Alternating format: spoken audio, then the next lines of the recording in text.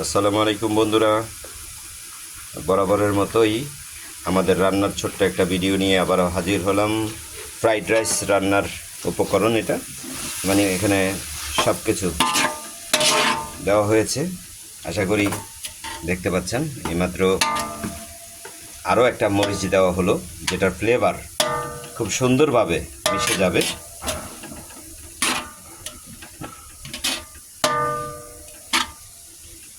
এটা হচ্ছে fried rice রান্নার যেই মশলাটা প্রণালী, এটা হচ্ছে সেই জিনিসটা আমরা চেষ্টা করছি একেবারে ফ্রেশ ঘরোয়াভাবে যে রান্নাটা, একেবারে ফ্রেশ কিছু খাওয়ানোর জন্য আমরা ভালোভাবে একটু সেদ্ধ করার চেষ্টা করেছি। এইমাত্র ডিম দেওয়া হলো, এই তো পাশে ডিম দেওয়া হয়ে গেল, কিন্তু ডিমটাকে এখন নাড়া দেওয়া যাবে না, এটারও একটা কারণ আছে। আরও একটা ডিম দেওয়া হলো, আরও একটা, বাহ, আরও একটা, মাশাআল্লাহ মাশাআল্লাহ, বোঝাই যাচ্ছে খুব স্বাদের কিছু হবে।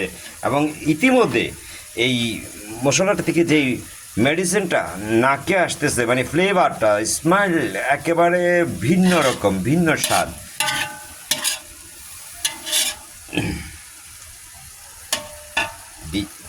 ডিম দেওয়া হয়েছিল কিছুক্ষণ আগে, সেই ডিমটা আপনারা দেখছেন ধীরে ধীরে কিছুটা অন্য আরেকটা বর্ণ বা অন্য আরেকটা রং ধারণ করছে ধীরে ধীরে ডিমটা। আমরা ডিমটাকে ইচ্ছা করলে, হ্যাঁ, ডিমের সাথে আরও একটা কিছু দেওয়া হয়েছে, সেই জিনিসটা কি আশা করি আপনারা ইতিমধ্যে বুঝে গেছেন। যারা রান্না করতে জানেন, এই যে এতক্ষণ পরে, তো আমরা একটু বলে দিতে পারি কি আসলে আমরা এইমাত্র কি দিলাম? এটা হচ্ছে বাটার দেওয়া হয়েছে, এটা একটা ফ্লেভার, হ্যাঁ, খাবারের সুগন্ধ ছড়াবে। হ্যাঁ, এটা এই মাত্র জানতে পারলাম, এটা দেওয়া হয়েছে বাটার। আর বাটার দিলে সেই খাবারের যে স্মেল, মানে একটা ফ্লেভার, অসাধারণ কিছু একটা হয়, এটা তারই একটা প্রমাণ।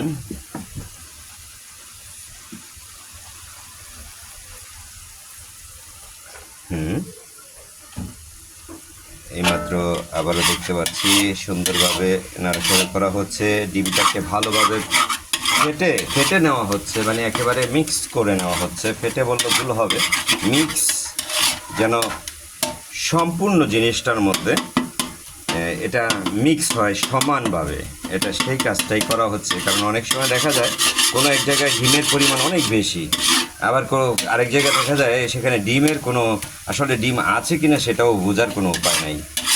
যাই হোক, রান্না হচ্ছে, হ্যাঁ, এখনও কিন্তু এই মাত্র মিক্স হচ্ছে, এতক্ষণ কিন্তু মিক্স করা হয় নাই, তার মানে এইটুকু সময় দিতে হবে। এখানে আরেকটা কারণ আছে, যেটা হচ্ছে আপনারা অনেকেই জানেন না, ডিম মিক্স করার পরে, জি, টোটাল সব কিছু মিক্স করার পরে আমাদের একটা কাজ বাকি থাকে, যেহেতু অনেকেই ভাবেন যে এই রান্নাতে এইভাবে কেন করলো। হ্যাঁ, এক একজনের রান্নার স্টাইল হচ্ছে এক এক রকম, এটা সবসময় খেয়াল রাখবেন। কারণ সবার রান্নার টেস্ট কিন্তু একরকম হয় না। জি, রান্নার গুণগত মান যত ভালো হবে, তত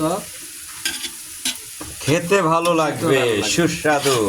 হ্যাঁ, এই হচ্ছে, আবারও বলি, হয়তো আপনারা ভুলে গেছেন, হাজির নাতির biryani and fast food corner যেই, সেটার এখন ফ্রাইড রাইস রান্নার আয়োজন চলছে। ইতিপূর্বে আমরা চাউমিনটা রান্না সম্পন্ন করেছি, আর সেটা কিন্তু খুব সুস্বাদু হয়েছে। আমি যদি বলি তাহলে 1 মিনিট ঘুরে আসতে পারি, এখন আবার কিছু একটা দেওয়া হচ্ছে। হ্যাঁ, তো আমরা কি যেতে পারি ভাইয়া? এইমাত্র এটা কি দিলেন? Green chilli sauce. Green chilli sauce, green chilli, হ্যাঁ, গ্রিন চিলি সস।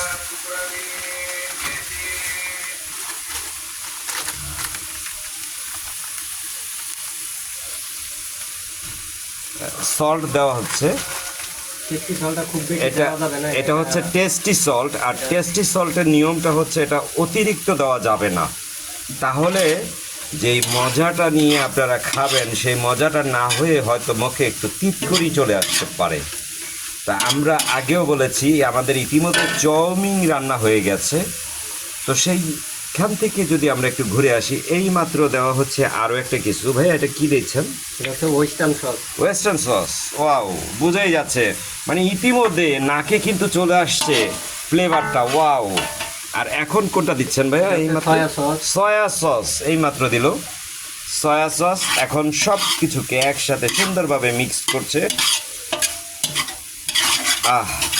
কি যে মানে আমি বলে বোঝাতে পারবো না, মানে আমার নিজের নাকি এত সুন্দর একটা, তার মধ্যে দেওয়া হয়েছে অনেকেই যেমন সিলেটি মানুষ যারা আছে তারা বলে নাগা মরিচ, মানে বোম্বাই মরিচ বা কামরাঙ্গা মরিচ, সিলেটিরা বলে নাগা মরিচ। এইমাত্র মশলা দেওয়া হলো আর একটু এটাকে টেস্টি করার জন্য। তো আমরা এখন যেটা বলছি যে এটা হচ্ছে ফ্রাইড রাইস। তো আমরা কিন্তু ইতিমধ্যে ফ্রাইড রাইস রান্নার যেই মশলাটা মিক্স সেটাই করতেছি। আমাদের ওইখানে ইতিপূর্বে রান্না হয়েছে কি ভাইয়া? চাউমিন, না? চাউমিন। তাহলে কোথায় চাউমিনটা সেটা একটু দেখে আসি, চলুন।